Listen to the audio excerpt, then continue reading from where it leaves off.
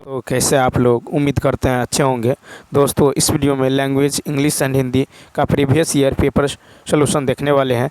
यह video BPSC tree 4.0 के लिए अत्यंत आवश्यक है, तो आप लोग लास्ट तक जरूर बने रहिएगा। देखिए, यह पेपर जो है 8/12/2023 को पूछा गया था। ठीक है, 8/12/2023 को जो है पूछा गया था 4, 9 to 10th के लिए। ठीक है, देखिए यह जो है क्वालिफाइंग पेपर है, इसे क्वालिफाई करना अत्यंत आवश्यक है। इसमें टोटल क्वेश्चन आपको 30 देखने को मिलेगा, जो कि 30 अंक का होगा। ठीक है, तो इसके अलावा यदि आप मैथ, रीजनिंग, जीके, जीएस और साइंस का प्रैक्टिस सेट पेपर देखना चाहते हैं तो आप प्लेलिस्ट के जरिए देख सकते हैं। तो चलिए शुरू करते हैं। शुरू करने से पहले यदि आप नए हैं तो चैनल को सब्सक्राइब कर लीजिए, बेल आइकन को प्रेस कर दीजिए और एक बार वीडियो को शेयर कर दीजिए। देखिए, कहता fill in the blanks with suitable articles like a an and the. First है कि in the school all students are given free education.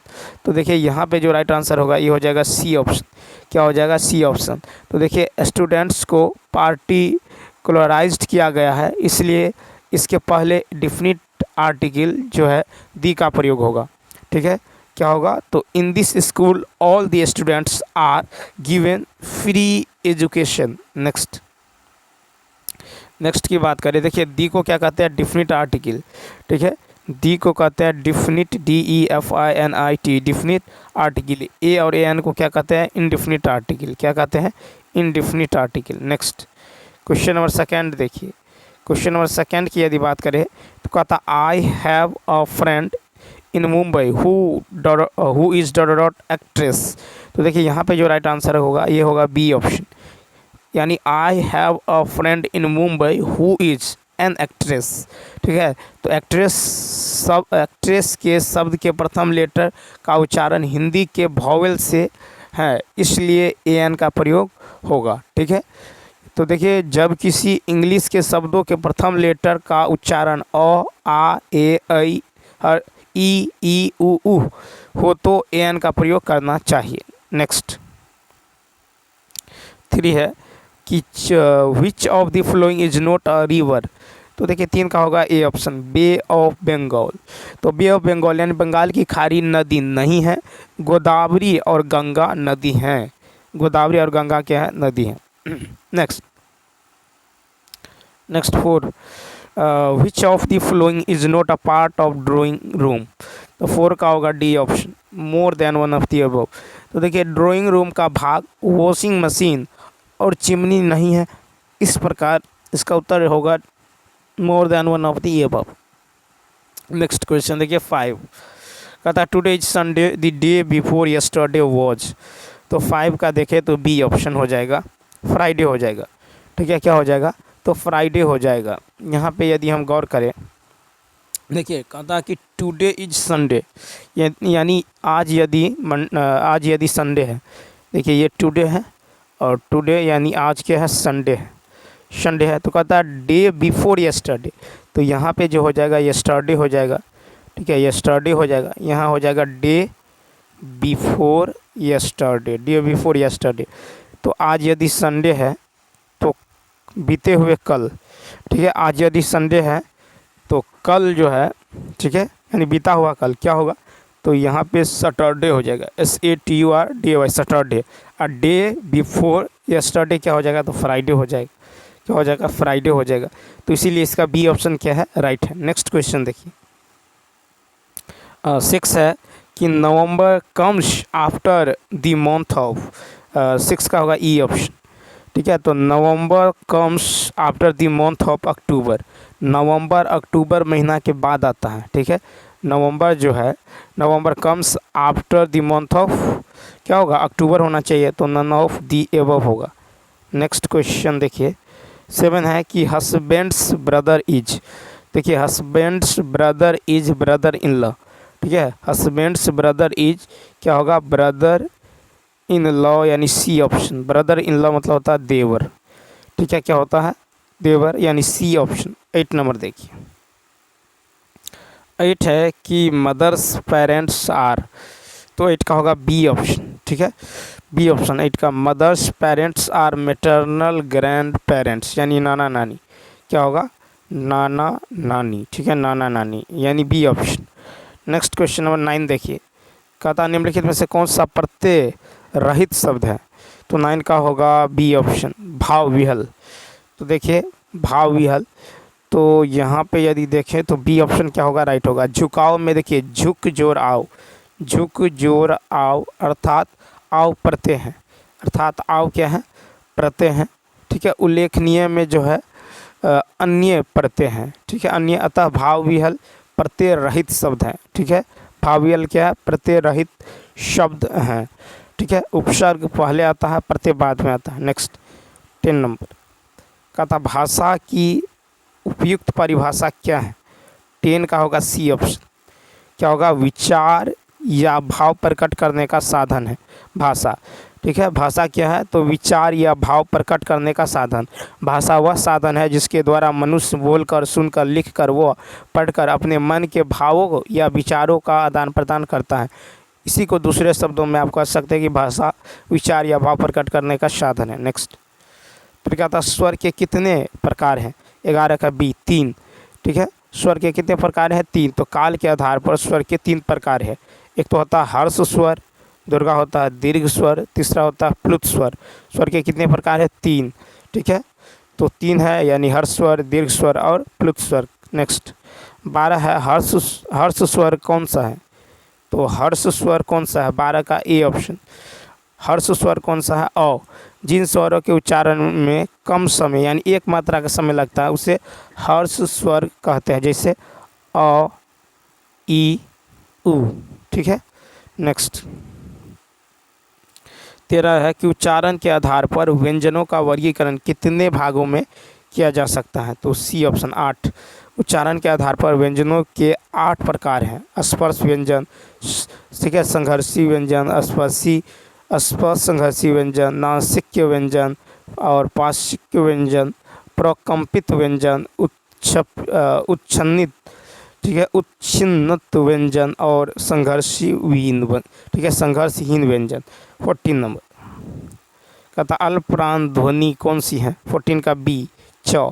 तो जिन अल्पप्राण तो होगा जिन वर्णों के उच्चारण में श्वास अर्थात प्राण वायु की मात्रा कम हो उन्हें अल्पप्राण ध्वनि कहते हैं, जैसे च, ज, य, ठीक है।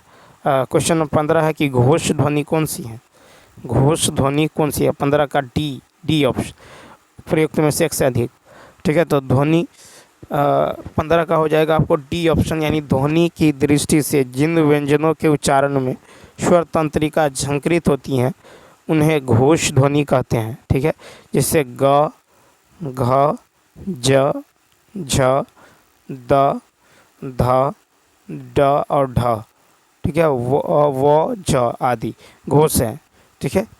अब देखिए तो यहाँ पे घोष हो जाएगा आपको ध्वनि की दृष्टि से, ठीक है, ध्वनि की दृष्टि से जिन व्यंजनों के उच्चारण में स्वर तंत्रिकाएं झंकृत होती हैं उन्हें घोष ध्वनि कहते हैं। नेक्स्ट स्पर्शी व्यंजन हैं, 16 का होगा डी ऑप्शन। तो देखिए स्पर्शी व्यंजनों की संख्या 25 है, जैसे क वर्ग हो गया, च वर्ग हो गया, ट वर्ग हो गया, त वर्ग हो गया, प वर्ग हो गया, ठीक है। तो ये सब हो जाएगा आपको। और देखिए वो उपरोक्त व्याख्या के आधार पर यहाँ पे प, फ और म स्पर्शी व्यंजन है। नेक्स्ट 17 नंबर देखिए 17 है कि अग्री शब्द का विशेषण। 17 का बी आग्रह, अग्री शब्द संज्ञा है, इसका विशेषण आग्रह है। 18 प्रकंपी व्यंजन है, 18 का होगा सी ऑप्शन र, ठीक है। 18 का तो जिन व्यंजन वर्णों का उच्चारण करते समय जिह्वा में 2-3 बार कंपन होता है प्रकंपी व्यंजन कहते हैं, ठीक है। प्रकंपी व्यंजन क्या है? र है।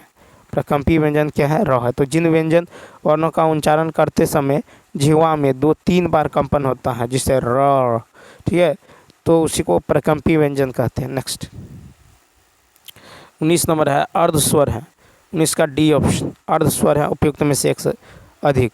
तो देखिए अर्धस्वर के उच्चारण में जिह्वा स्वरों के उच्चारण के तुलना में अधिक ऊपर की ओर उठती हैं, किंतु इतनी ऊपर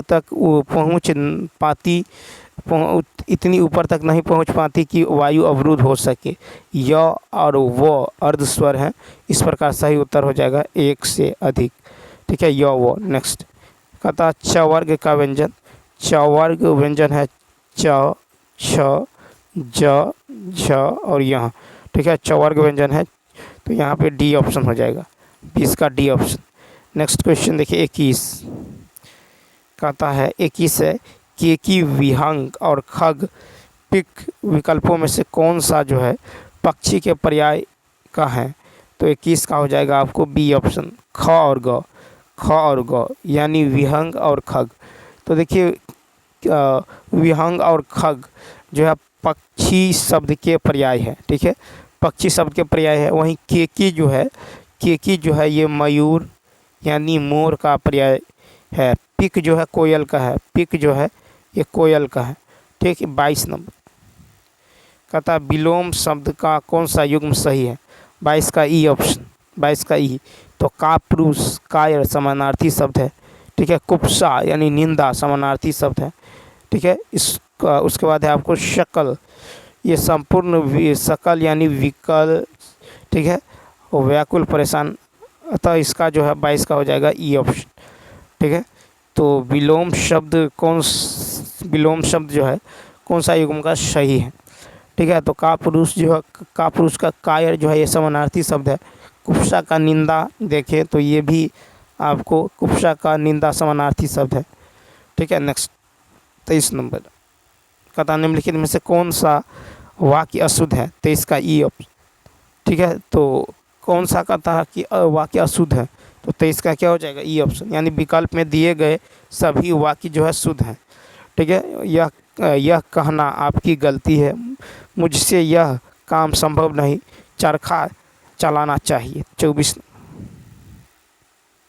रचना के आधार पर कौन सा विकल्प वाक्य का भेद नहीं है, 24 का ए ऑप्शन उपवाक्य। रचना के आधार पर वाक्य के भेद इस प्रकार है, सरल वाक्य या साधारण वाक्य, दूसरा संयुक्त वाक्य, तीसरा मिश्र या जटिल वाक्य। अतः यह कहा जा सकता है कि रचना के आधार पर उपवाक्य के भेद नहीं है। 25 जिन शब्दों से न्यूनता, लघुता, हीनता या तुच्छता का बोध हो उसे क्या कहते हैं, 25 नंबर, 25 का हो जाएगा ए ऑप्शन उनार्थक शब्द।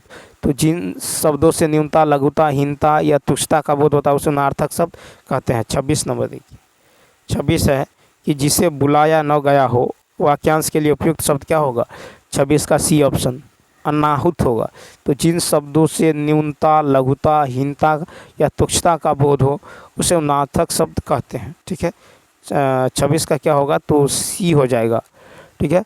26 का जिसे बुलाया न गया हो अनाहुत, अनासक्त यानी निर्लिप्त होता, और अदे यानी न देने योग्य। 27 नंबर देखिए, कहता है संज्ञा की माप तौल का बोध कराने वाले विशेषण कहलाते हैं। 27 का होगा बी ऑप्शन परिमाणवाचक, ठीक है। तो संज्ञा की माप तौल का बोध कराने वाले विशेषण परिमाणवाचक विशेषण कहलाते हैं। 28 नंबर देखिए, कहता है रचना के आधार पर जल शब्द किस कोटि का है, 28 का ए ऑप्शन रूढ़ शब्द है, ठीक है। रचना के आधार पर जल शब्द जो है रूढ़ शब्द की श्रेणी में आता है, ठीक है। तो वे शब्द जिन्हें किसी निश्चित अर्थ के लिए प्रयुक्त किया जाए तथा जिनके खंड करने पर उनके खंडों का कोई अर्थ न निकले रूढ़ शब्द होते हैं। 29 निम्नलिखित में से कौन सा मात्रिक छंद है, 29 का डी ऑप्शन मात्रिक छंद कौन है, तो 29 का डी ऑप्शन उपयुक्त में से एक से अधिक, ठीक है। 29 का हो जाएगा डी ऑप्शन। तो जिन छंदों में मात्राओं की संख्या लघु तथा गुरु स्वर, ठीक है, यति तथा गति के आधार पर पद रचना की है उन्हें मात्रिक छंद कहते हैं, जैसे दोहा, सोठा, चौपाई, रोला, ठीक है, हरिगीति का, ठीक है। ये सब क्या हो जाएगा आपको डी ऑप्शन। नेक्स्ट अब देखिए 30 नंबर है कि उदित उदयगिरी मंच पर रघुवर बाल पतंग बिकसे संत सरोज सब हरे लोचन श्रृंग। उपयुक्त दोहे में कौन सा अलंकार है, तो 30 का ए ऑप्शन रूपक अलंकार है, रूपक अलंकार। तो रूपक अलंकार जहाँ पर उपमेय और उपमान में कोई अंतर न दिखाई दे वहाँ रूपक अलंकार होता है, ठीक है। तो चलिए दोस्तों, इस वीडियो में इतना ही। यदि यह वीडियो अच्छा लगा हो तो लाइक, शेयर और सब्सक्राइब करना न भूलें। साथ ही साथ कमेंट करके बताइए वीडियो आपको कैसा लगा। तो चलिए मिलते हैं नेक्स्ट वीडियो में। Thanks for watching.